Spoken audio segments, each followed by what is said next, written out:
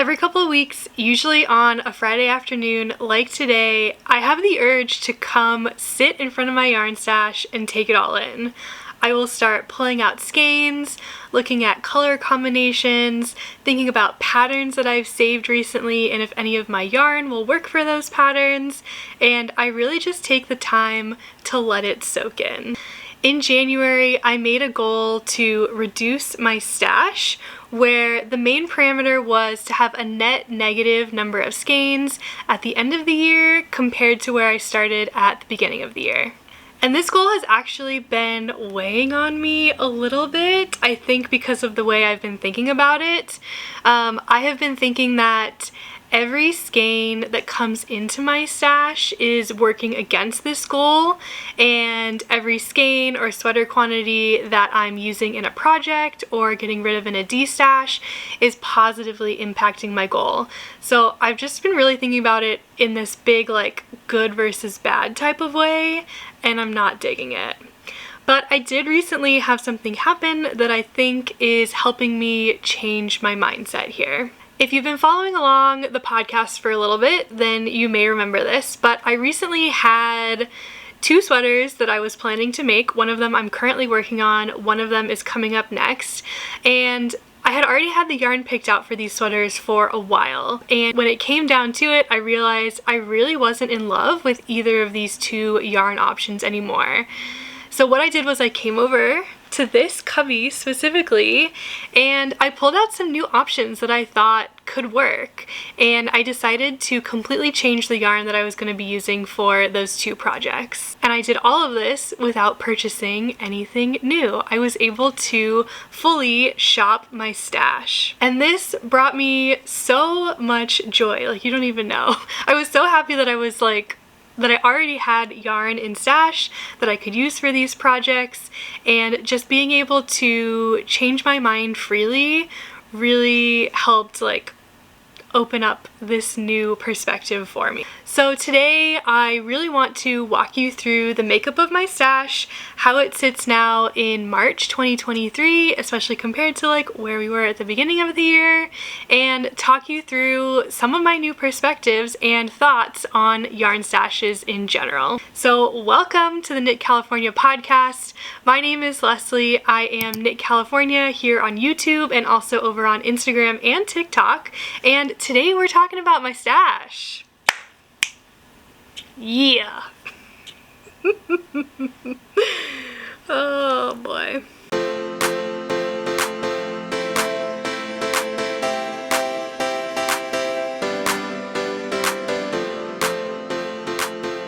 So when I made this goal at the beginning of the year, I knew we needed to start off with gathering some data.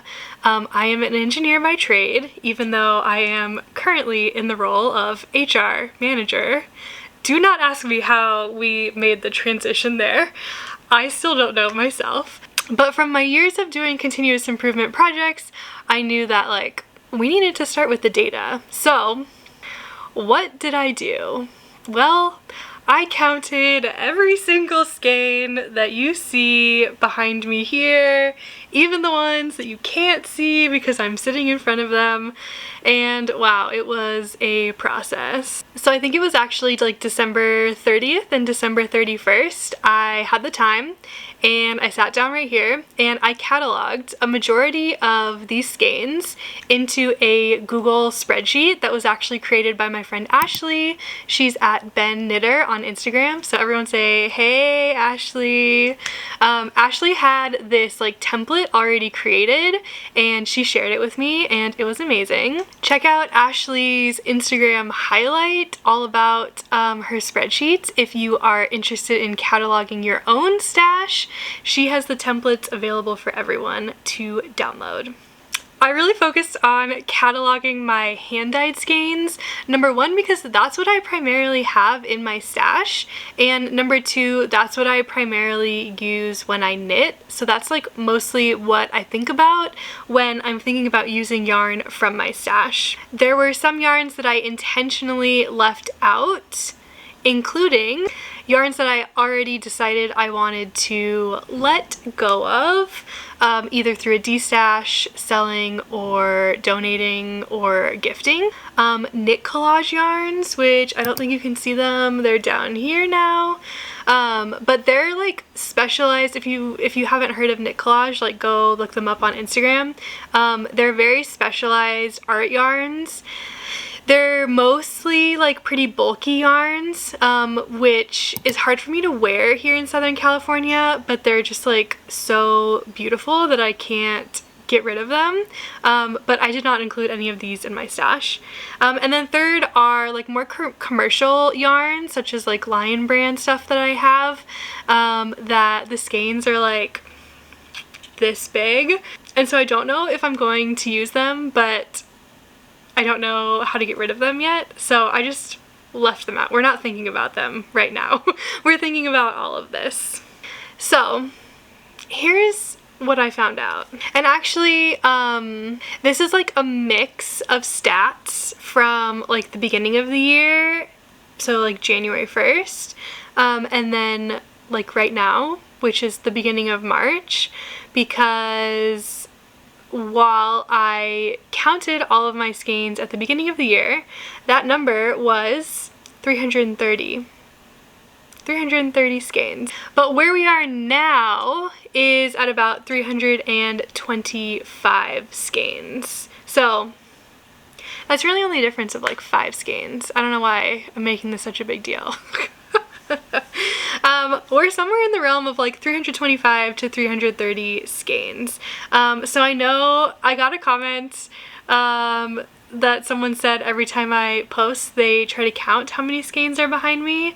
Obviously you can't even see like all of the cubbies, but there you go. It's a little bit over 300 skeins. So if you think that's a lot, yeah. If you think that's not a lot, cool. Thanks. It's all about perspective, guys. It really is. But let's dig into a little bit of the statistics here behind this. I'm going to talk to you about top dyers, the distribution between like different yarn weights, like the distribution between like types of yarn, like superwash, merino, mohair, blah, blah, blah, and more. So my top dyers are Sorella yarn. I have 92 skeins of Sorella yarn. Then Explorer Knits and Fibers. I have 38 skeins of EKF. And then Red Door Fiber Studios, which I have 14 skeins of. So you can see like top tier 92 skeins, then 34, then 14, and it kind of like trickles out down from there. Like I have a lot of other dyers where I have like maybe 10, 9, 8, 7, whatever. But man, I just like, so Sorella yarn was the first yarn dyer that I like found, really, hand-dyed yarn, and I just like went a little ham. And we're rectifying that. I do have a few skeins of Sorella yarn that I think I'm going to be destashing later this year. And my love for Explorer Knits and Fibers is really increasing. Like, she's doing a pre-order collection very, very soon that is just going to like increase that number from 34, 38 to way higher. So but I can't help it. I love hand-dyed yarn, and I love supporting small businesses. So there we go. Okay, in terms of like yarn weight, I have the most fingering weight yarn. I have 170 skeins of fingering weight. Then DK, I have 81 skeins of DK weight. Then lace weight, I have 33 skeins of lace weight, so that includes mohair and Surrey. Then bulky, I have about 32 skeins of bulky, which is actually kind of surprising, and kind of goes against what I just said.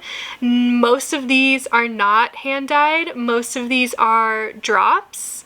I think I have some Drops Air, and also We Are Knitters. So We Are Knitters was actually like the first yarn company that I like ever found before finding Sorella, and again, I went ham. Like, do I really need 15 balls of Yarnicorn? No. Did I buy 15 balls of Yarnicorn? Yes. Did I already make a sweater out of Yarnicorn? Yes. Do I still have like 8 balls yet left? Yes. Am I going to make another sweater out of Yarnicorn? Not anytime soon. Oh man. Alright, and then I did break it down by like fiber content, fiber type. So I have the most 100% superwash merino wools and 82 skeins. Then it's kind of like broken down kind of evenly, I guess. So 75-25 merino nylon is what I have the most of next, 42 skeins. 80-10-10 merino cashmere nylon, I have 37 skeins. And 80-20 superwash merino nylon, I have 32 skeins. I really haven't figured out yet, like, if I have a preference for 100% superwash merino, 80-20, 75-25. I hear a lot of people say like, I hate 80-20, I hate 75-25. Like, I haven't figured that out yet. Like, and I've used all of these different types, but I guess I haven't done like a full test of like, okay, knit one, knit one, knit one, and then like compare them all. I don't know if I need to. I'm fine with all of it as of right now. Maybe someday that will change, maybe not. I don't know. And one of the biggest questions that came up when I asked if anyone had any questions about my stash was, do I own any commercial yarn? And the answer is yes. Like, I own some, but the answer is also basically no. Like, most of this is hand-dyed yarn. I have some knitting for Olive over here. Like I said, I have some drops and some We Are Knitters. I have some Lion brand, but I'm not really counting any of the Lion brand in my stash. It is like mostly hand-dyed yarn, and that's because I like really get into something and can't let it go and just go really deep into it. And someday I might say maybe I should stop spending this much money on yarn, but we're not there yet, and I'm okay with that right now, okay? Okay, so I also broke it down a little bit deeper in terms of like what I have planned for all of these yarns, which I thought was really interesting to see. And this is all based on like currently what I have in my stash. So sweater quantities. I define sweater quantities as 3+ skeins of like fingering weight. So 3+ of fingering weight. I need at least 5 skeins of DK, maybe worsted, though I don't have any worsted sweater quantities right now. I have 35 sweater quantities here in my stash. That's a lot. Like, when am I gonna have time to make 35 sweaters? Oh my goodness. And so 9 of these sweater quantities already have an assigned pattern to them, and 26 of these do not have patterns assigned to them. So that kind of goes back to the beginning of how I started this video. The world is their oyster. I can use them for whatever I want. Okay, hat quantities. So I consider a hat quantity 1 to 2 skeins of fingering or DK weight. This is really just like skeins I have set aside for either an Oslo hat or a different kind of hat. Most of these are for Oslo hats, but I have a couple other patterns in mind for some of these skeins. But I have 14 hat quantities set aside. Yes. So some of those are like two skeins. So it's not a full like 28 skeins set aside, but it's somewhere between 14 and 28. I guess we can say. Okay, and then single skeins. Somebody asked like how many just single skeins do I have if I buy single skeins, and the answer is yes, I do. I have some fully set aside for socks, and I have some fully set aside for just whatever random project I think of.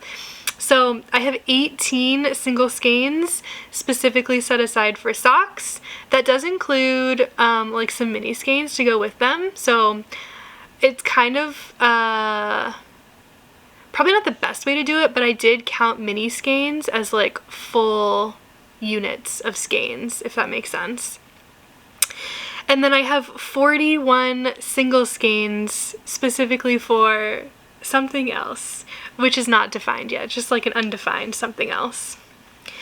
Blanket quantities, blanket yarns. I have recently been bitten by this blanket bug, fully influenced by Nitty Natty and Kay from the Crazy Sock Lady, and other people that I've been seeing making these like crochet granny square and crochet granny stripe blankets.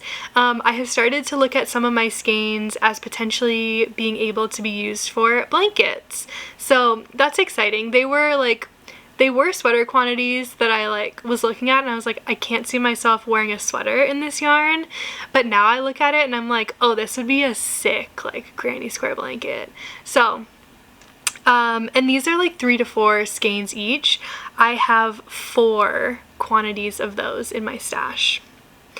And then you may trying to be adding all of that up, and you may say that doesn't really equal, you know, 330, and I would say, yeah, you're right, because there's a lot more in here that I didn't put into any of those categories, and that just, it is what it is. So in terms of organization, this is how I do it. My stash is loosely organized by cubby, and I say loosely because when I originally set this up, like, it was very strict, and then like some cubbies started overflowing and I had to move things over to other cubbies, and now like I know where everything is, but if I tried to tell you what each cubby means, it would probably, like, this is gonna sound just like random, but I'm gonna tell you anyways. Okay, so I've got a cubby for summer yarns. This is like my cotton, my linen, blends, those types of things. I have a cubby for, this is down here, scraps, plus my knit collage. Those kind of like needed to go together because there was nowhere else to put them if they were separated, so they fit very nicely together. I have a cubby for sweater quantities with assigned patterns, and a cubby for sweater quantities with unassigned patterns. I have a cubby for my sock yarns and my hat yarns. Those are combined. That one's down here. I have a cubby for single skeins with unassigned patterns. That one is behind me down here. And then I have a cubby for all of my lace weight, Surrey, and mohair, and that's over there. And then this one, I didn't write it down. This one is like blankets and unassigned sweater quantities. Plus I'm seeing also like Givenchy's in there, which does have a sweater quantity. So this is kind of random. That's what I mean by like, they've all kind of started to overlap. So when you break this down, I mean, it's really, I'm organizing basically by project. So if I have a project assigned to yarn, and then kind of also broken down by like the type of yarn that it is. So like summer yarns, and like knit collage yarns, but mostly broken down by project. And I did poll Instagram just to see like how other people organize their yarn, because I thought this would be really fun if you are interested in organizing your own stash and this seems unrealistic and like a very weird way to sort your yarn. I want to give you some more options of how other people do it, because other people probably do it better than I do. But if you're looking for some other ideas, here's how other people sort their yarn. A lot of people organize it by weight, so all the fingering weight together, DK, worsted, etc. A lot of people organize by color. This one I really loved. I would love to organize my yarn by color, but then I am afraid that I won't be able to really find what I need. So I have refrained from doing that. I did literally sit down last week though and say, I think I need to reorganize this by color, and then something saved me and I did not do that. A lot of people organize by project and the order they want to complete those projects in. Like I said, that's kind of how mine is, but also not really. Some people organize by fiber, so all of their superwash together, their non-superwash, their mohair, their suri, etc. People organize by brand, so especially if you have a lot of yarn from like one dyer or one company, you can organize like all of your Sorel yarn together and all of your Knit Picks yarn together, all of your Explorer knits and fibers together, like that. And lastly is really just taking a combination of all of these. I mean, do what you want, it's your stash, organize it however makes sense in your brain, and that will make your heart happy. So that is the makeup of my yarn stash. Let me know in a comment below if you have any other questions and I will answer them and let you know. But now I want to get into some of my overarching thoughts on yarn stashing in general.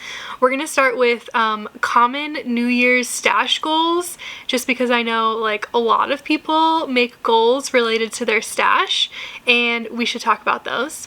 I'm going to talk to you about like where my mindset is now and how I want to view my stash going forward as like a source of inspiration. And then I'm going to talk to you about letting go of yarn and different ways that you can let go of yarn if you're ready to get some out of your stash. And finally, how I purchase yarn intentionally now to bring yarn into my stash. So let's get started. So this really all started with my own New Year's goal to, like I said, have a net negative stash number at the end of the year, but New Year's goals related to stash are very, very common, especially on Instagram and on YouTube where we talk about yarn a lot. So I polled Instagram again and I said, did you have a stash goal related to your New Year's goals? And if so, what was it? And boy, we have so many goals related to our stash. Okay, I have notes, so I'm gonna read through these for you because I just want you to see like there's a bunch of differences in here, but they're kind of all the same when we get down to the root of it, okay? So, tracking for a net negative year, more out than in. That's exactly where I'm at. Going on a no buy and only using yarns in your stash for the year. This was like too extreme for me because I know I couldn't do it and I didn't want to limit myself in that way. Reducing your stash down to 0. If this is something that interests you, go watch Nitty Natty's videos on reducing her yarn stash down to 0. They are extremely inspiring. I think that is really what made me want to put like a New Year's goal for myself related to my stash. But I could, well, my thought right now is I don't want to get down to 0. That's not where I'm at right now. But if that's something that you're interested in, go check out Nitty Natty. Okay, use 20-23 grams of your stash. This is a challenge that was started by Rachel over at Rachel is Knitting, and I like this one. I think this is fun. I am also tracking all the grams and the yardages that I'm using for all of my projects, and I am going to be excited to see if I meet this goal at the end of the year. Using 10,000 or 20,000 yards of your stash in 2023. This one was pretty popular. I saw a couple people doing this. Scrap free 2023. So this is like using up all of your little yarn scraps if you've been saving them for years and years and years. Some people have goals to knit up a certain number of sweater quantities before buying any new yarn. I love this one. Some people said their goal was to make their yarn stash bigger. That is just such a fun place to be in if you like have, you know, a new budget that will allow you to make your yarn stash bigger, if you have a new space that will allow you to grow your yarn stash, that is just such an exciting place to be. And I would just encourage you to make sure you are purchasing yarn intentionally so that it's all yarn that you love. And stick around to the last part of this where I'm going to talk about that. Some people's goals are to choose projects for yarns that are already in their stash. I think this is a great idea. I think this is something that we should kind of all be doing. Like, if we have sweater quantities in our stash, like, let's start thinking about how we're going to use them. That's also fun to do. So, I mean, I think it is. Ay. A goal to support more indie dyers this year. Love that. We love our indie dyers over here. A goal to buy intentionally instead of impulsively. Yes, you're speaking my language. I love that. A goal to rehome some yarn that doesn't work for me anymore. Also love this one. And that's okay. I think a lot of times we may feel bad that we have yarn that we don't want to use anymore, especially if we purchased it from a small business, an indie dyer. It might be hard to say, like, I bought this and I don't like it anymore, and like, it is okay. Somebody else may enjoy that yarn way more. And lastly, someone's goal was to fit all of their stash in one area of their house instead of having it all over the place.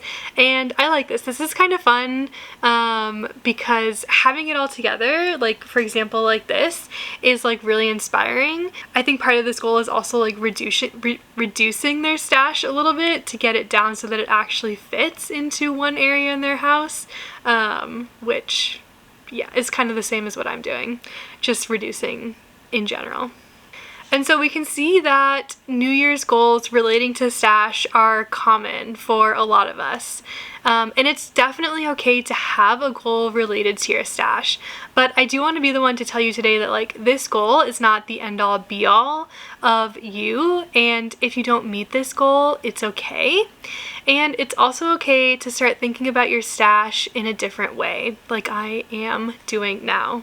And the way that I'm really thinking about my yarn stash now, and like, this could change in the future, okay? I'm putting it out there. Like, I change my mind all the time. I don't know if you've noticed in this podcast, I will say one thing one week and then come back the next week having done something completely different, but like, we all reserve the right to change our minds, okay?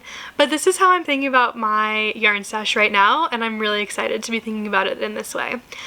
I want my yarn stash to be my own personal yarn shop. I am slightly obsessed with this idea of like owning an actual yarn shop one day, but since we're not there yet, I want to think about this as my own personal yarn shop. I want to have some sweater quantities and yarn combos in my stash set aside for specific projects, and I think it's easier to buy yarn with specific projects in mind, but I'm also okay having yarns in my stash that don't have any projects assigned to them right now. I just want to make sure that I really, really, really love the color and the yarn weight that I'm choosing when I make purchases, so that I know these yarns will come into my stash and I will love them for a long time. And I want to choose the yarn weight that I enjoy working with. So like right now I have a lot of fingering weight in my stash, but my favorite like weight to work with at this point is DK. So there's kind of a discrepancy there, right? So when I'm buying new yarns, I want to make sure I'm bringing in what is going to work for me, what I'm going to end up making, what I'm going to end up wearing, so that I'm creating this store that is perfect for me. I just want my stash to inspire me. I want to be able to come here on my Friday afternoons, sit in front of this and just think, wow, I have so many things that I can make, that I want to make, and that just like inspire me to keep creating. So ultimately, like, I'm not trying to get my yarn stash down to 0, like I mentioned. I do still want a net negative number of skeins at the end of the year, but it's not necessarily just to see the number go down. It's so that I know every single skein in this stash is one that I love. And I already know, like, in my yarn spreadsheet, like, I have notes next to some skeins that say like Destash ? And that tells me like I'm not fully in love with that yarn. Like, if I was fully in love with that yarn, I would not say Destash ? Next to it. It would be a heck yes, this is staying in my stash, I'm keeping this forever type thing. So and I also just want to I want to have the space in these cubbies to allow my yarn stash to fluctuate. So in some of these, like, there's no space, like, it's full. So I kind of just want to like reduce the number in here so that there's room for more yarn to come in that I really, really love, if that makes sense. And I just want to make sure that I'm like feeling okay about getting rid of yarns that no longer speak to me anymore. And I think I'm at that point, but I mean, sometimes I still get like a little bit of like, oh, I feel bad. But it's okay to like, if I'm not gonna love it, like, let's let it go and let someone else love it. So let's talk about some of the ways that you can get rid of yarn from your stash if you are no longer in love with it. The first that really comes to mind for me is destashing. There are a couple places that I like immediately think of when I think of destashing. I think the best thing to do is to really find a community that you can get involved in, either on Discord, on Facebook, on Reddit, on Ravelry. I know there are communities on all of these platforms where you can join in and be a part of a like yarn selling, yarn destashing, yarn trading type of deal. So I have a Discord community that I am a part of where we have a yarn destash server. So I'm going to put that link in the description down below if that's something that you'll be interested in joining. I also know of a Destash subreddit, so I will leave that link down below in the description, as well as I did some searching on Facebook. If you're interested, you can really just search yarn Destash group and like a bunch of them pop up. If you're interested in finding one in your area, put like your own city in, and I'm sure like that could be easy if you don't want to like incur, you know, mailing costs. Try to find people within your own city that you could meet up or drop off yarn instead of mailing to them. And then on Ravelry, there's also a group that's called Sell, Trade, or Destash, and I will put that link as well in the description down below. So these are all really like, these are good ways to also like grow your community if you're looking to like meet new people. I would recommend one of these. Other ways that you could destash your yarn is on Instagram. So either create a new Instagram account specifically for destashing your yarn. I have seen a lot of people do this recently. Or you can post yarn that you are selling in your stories and see if you can sell it that way. I personally have not tried that yet. I'm getting close. I think someday soon I will start selling destashing yarn in my stories, but I'm not quite there yet. I pretty much only use the Discord server right now. So that is destashing. I think another couple ways that you can get rid of yarn is through trades. So if we're really talking about intentionally building like a yarn store out of your stash that you love, maybe you have skeins that you don't love and want to get rid of, but maybe your friend has something that you really do love. Maybe you can trade. That's an idea. Or you can donate. Donating to local thrift shops or like school knitting groups is always a good idea as well. If you have any other suggestions for ways to destash or get rid of yarn, please leave them in the description below. I think everyone would love to see them. Okay, so let's talk about purchasing yarn intentionally. If you have a pattern in mind when you are looking to buy yarn, it makes things so much easier. The pattern will tell you what weight of yarn to get, how much to get, and then it's really just deciding like, what's my favorite color here. But if you don't have a pattern in mind, you can, like, it's still possible, like you can do this. And I think the biggest thing is just making sure like you know for yourself like what kind of quantities make sense for what kind of projects. And with the colors that I'm really loving, you know, in this, you know, pre-order collection, how is that going to fit into what I'm going to want to make eventually, potentially? So this is what I did to start figuring out like quantities that made sense for me. And this is like how much yarn do I need for a sweater quantity, a hat quantity, socks, shawls, that type of thing. So what you want to do first is look at your Instagram saves, look at your Ravelry favorites, and make a list. I literally got out another like Google spreadsheet and I started writing down pattern, the weight of the yarn needed, the size that I wanted to make, and how much yardage I would need. If you're going to do it in meters, like use meterage, whatever you need to figure out like the amount of yarn needed. Now sort these into categories. So sweaters, cardigans, shawls, hats, socks, categories that make sense for you. Now, when a pre-order arrives, figure out which colorway you love the most and look at your spreadsheet to see if there is a pattern that this colorway would make sense for.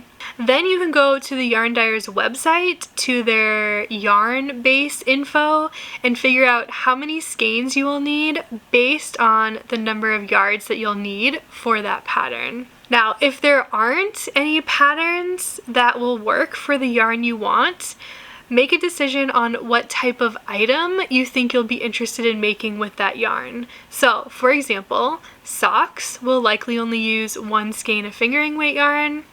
A hat may use 1 to 2 skeins of fingering or DK weight yarn.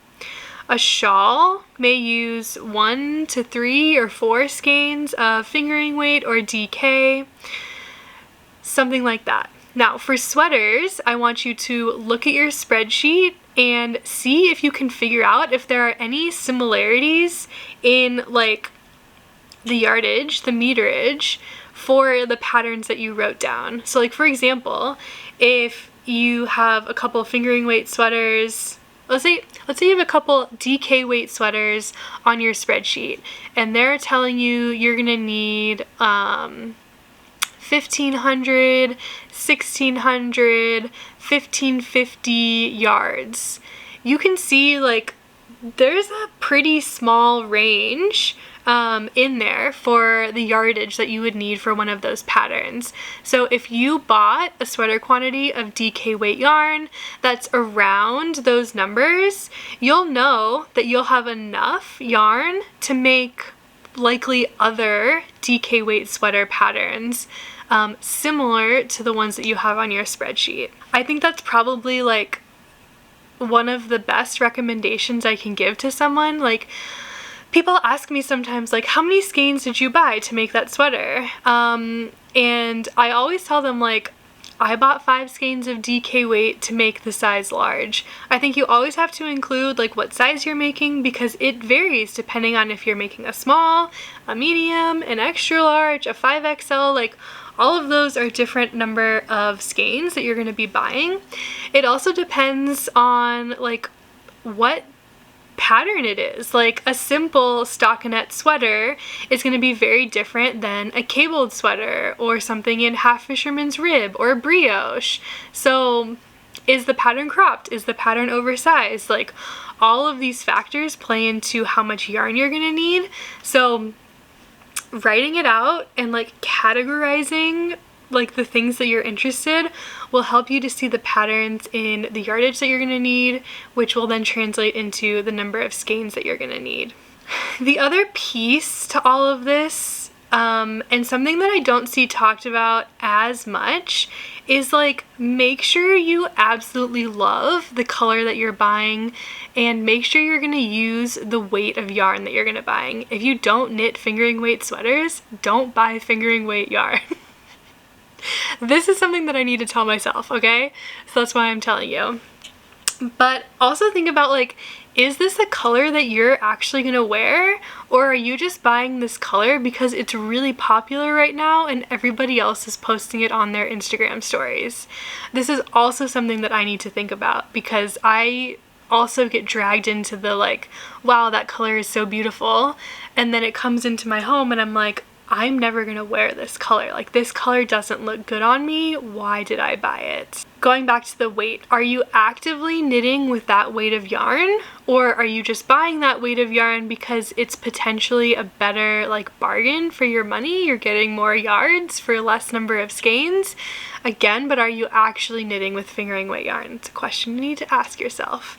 And how are you going to feel if this yarn sits in your stash for a while? Obviously, I think a lot of us have yarns that have been in our stash for years at this point now. And do we really want to be adding more yarn to our stash just because we really like it right now? I think this is something else that we need to talk about, just as like a yarn community. Like, I want to support small businesses in our community. Like, I love doing that. But, like, we think that these pre-orders only come around once and then they're never coming back ever again. And if you really like a colorway that is maybe not as popular, yeah, there's a potential for that. But if there's a colorway that you really like and it's really, really popular, there's a good chance it's going to come back again in that Dyers like greatest hits collection or favorites collection next year, the year after that. Like, there's a potential for it to like always be coming back. So just because we think we need to buy yarn right now, maybe we don't actually need it now. Maybe we can wait for the next time it comes around. Especially if we don't have any plans to like knit up that yarn soon. Again, this is something that I need to remind myself of as well. So I'll give you another example. I mentioned the Explore Knits and Fibers has a pre-order coming up soon. The National Parks collection is coming back. And there are a lot of colorways that I'm interested in. I'm interested in To the Stars Who Listen, I'm interested in Oxide, I'm interested in Joshua Tree National Park. But what I've really been trying to do is think about like, what do I actually like want in terms of finished objects in my wardrobe? And something that I think I'm missing right now in my wardrobe are cardigans. Like, I like to wear t-shirts just like normally, especially for like the climate that I'm in Southern California. Like, a t-shirt and like jeans or jean shorts is like a regular outfit for me. And I like to throw on a cardigan over that if it's chilly outside, but I don't have very many knit cardigans. So that's something that I'm thinking of. I've been looking into like what patterns I want to make. And with that information, I'm now looking at this pre-order and I'm thinking, are there any colorways in this pre-order that I can see translated into a cardigan actually in my wardrobe? And this is kind of the disconnect I'm having, because my favorite colors from the collection, I'm not sure I necessarily see as a cardigan. So I'm trying to figure out like, what pattern can I see this knit up in, and do I want to add that project to my queue? And it is a thought process. Like, it's something that I'm like actively going to be thinking about until the pre-order date comes up. And I do want to make sure I have a decision before that, so I don't just like buy yarn impulsively like I have been doing. And if none of those colors are going to work for what I want to make, what colors will work for what I want to make? I think this is actually a good question too for myself personally. Like, can I get commercial yarn at like slightly discounted dollar amounts compared to indie dyed yarn that will work for these cardigans? I don't know, something to think about. Okay, So that is the breakdown of my yarn stash and my thoughts surrounding all of it. I would love to know in the comments below how you think through your yarn stash, if there's anything similar that really resonated with you from this video, or anything really different that maybe I didn't think about or didn't talk through. A huge thank you for supporting my channel and watching this video. Please hit that subscribe button, hit the like button, and push the bell if you want to be notified when I post new videos. I will be back next week with a new podcast episode, and I hope you guys have a great rest of your day. I'll see you next week. Bye!